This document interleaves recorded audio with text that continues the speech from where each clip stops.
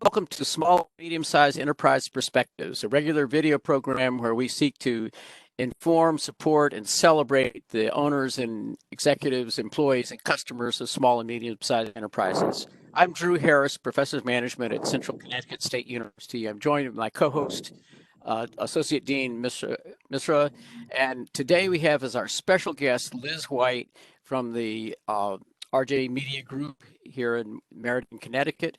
And we're talking about reopening and the COVID-19 pandemic. So Liz, can you just give us a quick introduction, a little bit of history of your family business and size and where you are with your business these days? Sure. We are a 153-year-old family-owned company. I'm the fifth generation of our family business, and we publish the Record Journal in Meriden, which covers Meriden, Wallingford, Southington, and Cheshire. And then we also have 7 weekly newspapers, so we're covering 100% of 9 towns on a daily or weekly basis in Central Connecticut. That's great. So, Yeah. a year or so ago, I was in a meeting with you, and you were talking about the change that newspapers in general and family local newspapers are going through. And my guess is that that's been accelerating here. Would you like to share a little bit about how your transition to digital's gone and how this is the pandemic has impacted it? Yeah, sure. I think the newspaper industry or the media industry, maybe, but very specifically newspapers, have there's a perception that we're all dying. And I think that's a misperception, of course. But I think it's more about the platform and the medium that when people are thinking that than the actual audience and information, right? So people need and want the information now, especially in this during this pandemic more than ever. So there's sort of that irony there. People need the information more now than ever. But on the flip side of that, media companies in general, but also newspapers specifically, we lost 35% of our advertising revenue overnight, basically. Right. And I'm just talking about in the last 2 to 3 months here. However, I mean, there's a lot of silver linings and there's a lot of things that came out of this, and I think will help us get through this, which I can talk about.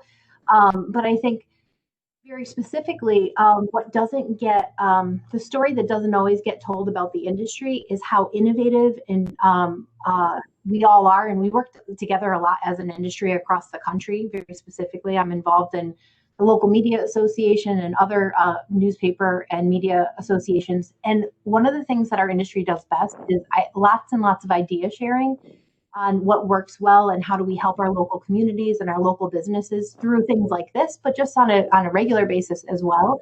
And even though our industry is challenged, I think what we've all done a really great job with is evolving and transforming into multimedia companies. And the best thing that I feel comes out through all of the transformation we've had to go through is being really innovative, like I said, and kind of trying lots of new and different things. But also, we have the biggest audience, not just our company, but media companies in general, have the biggest audience we've ever had in our whole history when you combine print and digital and social media together. So we're reaching more people now than we ever have before, which is really powerful. So. Great, thank you. So you actually answered a lot of my question, whatever I wanted to ask. But I'm just curious that during this time what kind of things stand out in terms of customer behavior when you're going through these changes and etc. And you said you have broadened your service than before. So what kind of changes that you saw the customers' behavior? Sorry, just want to make sure I heard the question correctly. What kind of changes have customers had in their businesses? In the yeah, exactly, yes. Yeah, I mean, our customers, a lot of them either had to close, right, completely, or they had to really figure out overnight how to do business differently, right? And so they all have been extremely innovative. It's been really impressive to see our local business community and nonprofits transform as well. They said, okay, how can we keep doing what we do and keep providing local services and to our local communities? I think, if you want me to tie it back to how that impacts us, right, there's still a lot of industries that are doing business, whether it's remotely or services that might have a lot more business because people are at home, like roofers or landscapers, right? People are home more, so that they're more likely to want to work on things around their home. So there's lots of industries that are still doing a lot of business that we have that have actually we're very fortunate, and we appreciate the business that they've been able to give us as well as we go through this, so that we can help them generate revenue and they help us generate revenue. So, Thank you. So Yeah. Liz, I know I'm enjoying the video series that you're doing with the Record Journal highlighting local businesses, and we're a day into first stage one of the Connecticut reopening. What are you seeing and hearing about the reopening, and how's that affect your customers? How does it affect your business, the reopening? I think people are tentative, right? So it's exciting, I think, in a lot of ways, because businesses are able to explore how they can continue to do business again by being, by being open again, either now, in the last week, or the last couple of days, or when they are able to later in June or beyond. But what we don't know, what none of us know, is how many customers and consumers are actually going to feel comfortable going to these businesses. And I think it's very, very early, so we don't know the answer to that question yet.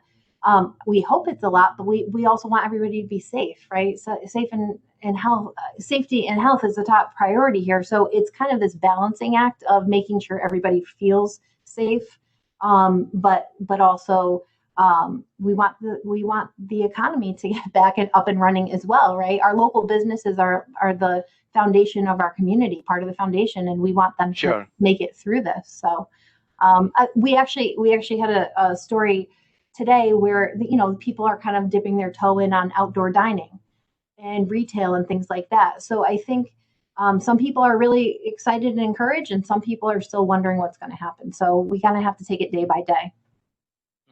So what fundamental changes do you see in your business or in your industry in the long term going to happen? So long term is a relative term, I think now.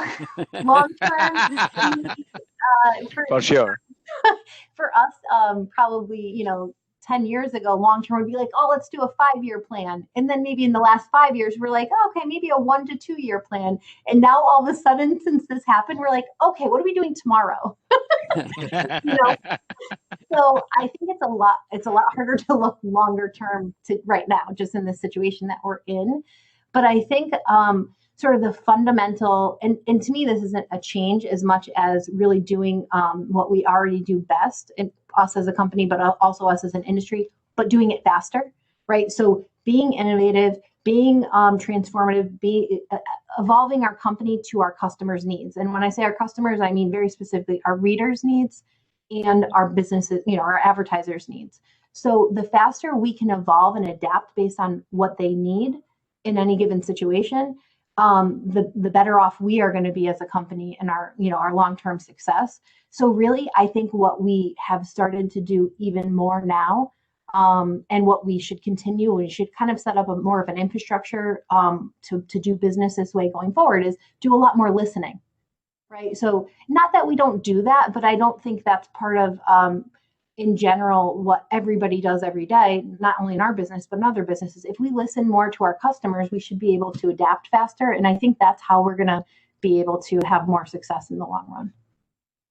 Liz, I just want to kind of feedback a little bit of what I've heard, and you can clarify and amplify or correct. So you started talking your business is undergoing a change. It's actually a thriving business, and I know as a reader, it's an important part of our reader, viewer. It's an important part of the community here. You're moving to much more a multimedia kind of environment. Part of what makes it work, maybe how you've been able to adapt, is you're part of a national association where you share ideas. So you've got people who are in the same business but not direct competitors, and you're able to really help each other.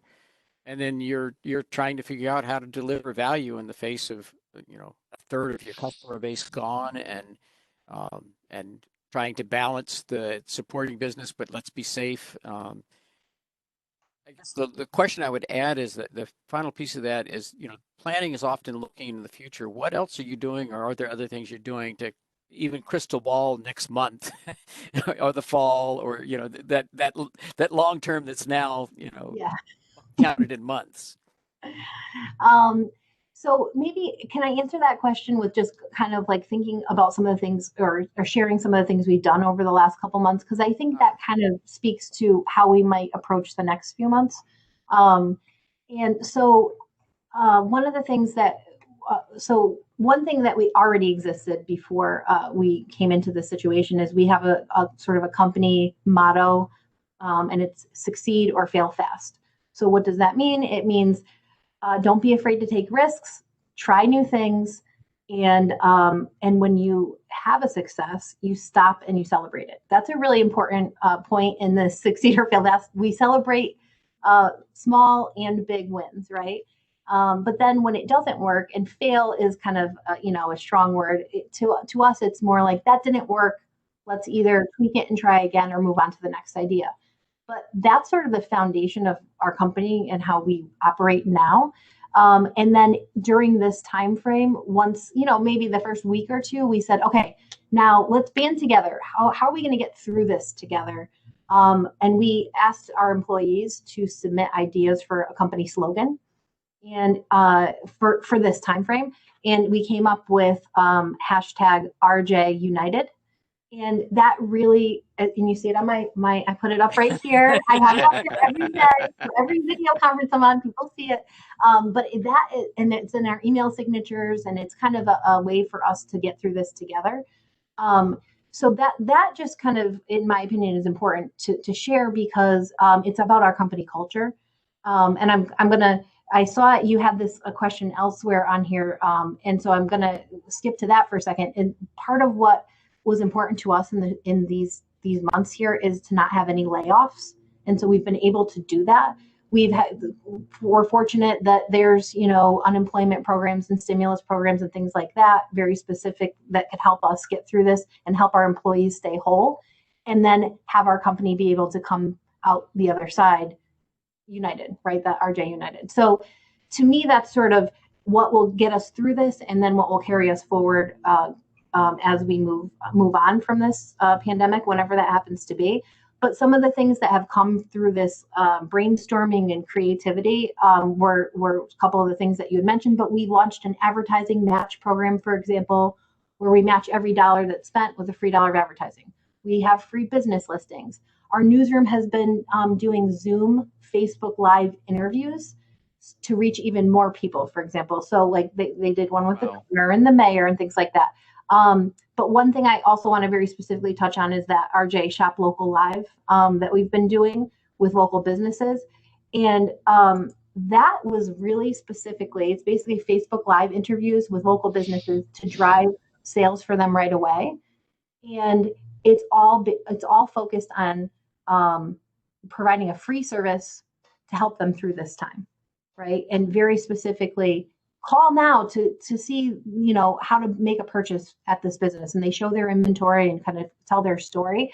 So that's our mindset as we go forward. We can't provide everything for free forever, but if our businesses don't make it through this, then we won't have a customer base coming out the other side. So we want to do everything we can to support the community here. So that's sort of our mindset. I'm not sure if that answered your exact question, but that's great.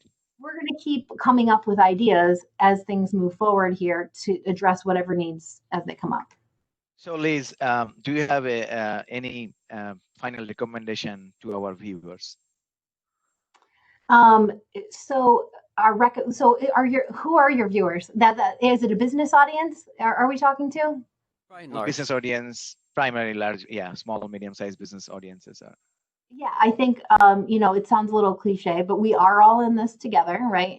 And hopefully we all make it through this together.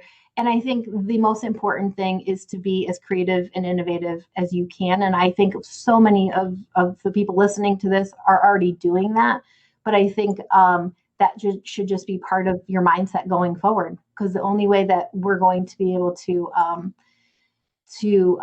succeed is to figure out how to creatively do business in different ways, especially in the next 6 to 12 months. Thank you. Thank you, Liz. This is toward the end of the session. As Liz suggested and recommended, be creative and be innovative. And I'm sure that you will be succeeding in your business.